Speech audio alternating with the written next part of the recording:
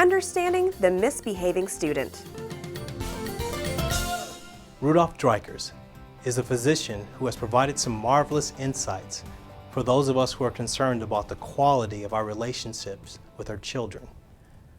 Dr. Dreikers says that there's a worldwide movement toward democracy, and that this movement can be seen not only among nations, but also in our families and schools. Our children believe that they have a right to participate in a democratic process, which helps explain the questioning of authority that is now commonplace in our homes and classrooms. While this tendency upon the part of students to question and to assert themselves can be stressful for adults, it is a trait that will serve our children well as adults. Dreikers says that children want to behave. They want the approval of their parents and their teachers. Misbehavior takes place when children do not have their needs met. Every human being has three basic psychological needs. We all have the need to feel that we are loved and that we belong.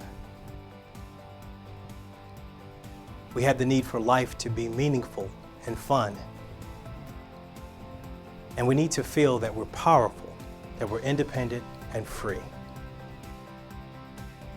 If any of these needs are not met, then students are going to misbehave. And their misbehavior can be connected to a specific unmet need. For example, here are some common misbehaviors and their corresponding unmet needs. When a student seeks attention in inappropriate ways, he's trying to fill his need to be loved and to belong.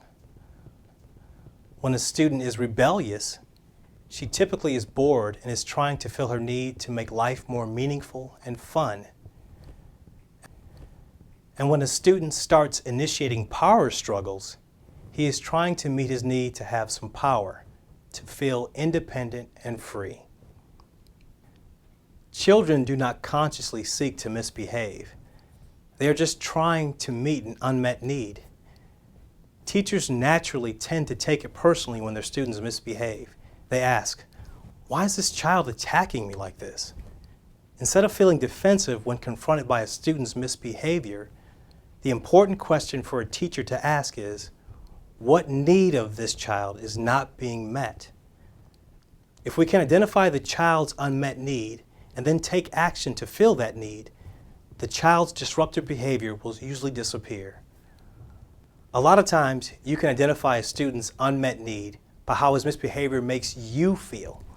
For example, if you're feeling annoyed or frustrated, then you are dealing with an attention-seeking child whose unmet need is probably the need to feel loved and wanted. If you're feeling guilty, then you are dealing with a rebellious child whose unmet need probably is for life to be more meaningful and fun. And finally, if you're feeling angry, you're dealing with a power-seeking child whose unmet need probably is for a greater sense of independence and freedom. Remember, when a child misbehaves, the key question to ask is, what is the unmet need of this child?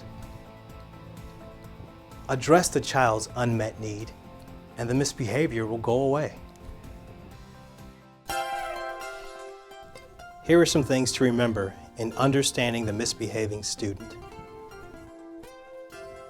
The three basic needs of a student are as follows: the need to be loved and to belong,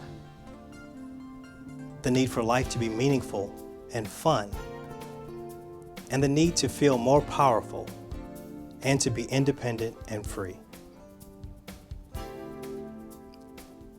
A student's misbehavior occurs when the student does not have his needs met.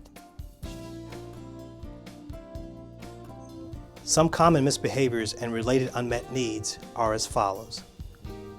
When a student seeks attention in inappropriate ways, he is trying to fill the need to be loved and to belong.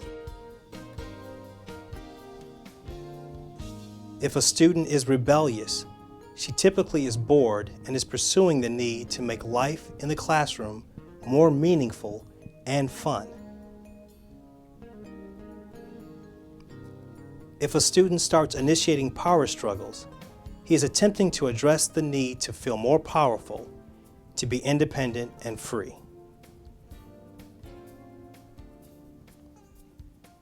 Instead of feeling defensive when a student misbehaves, the important question for the adult to ask is, what is the unmet need of this child?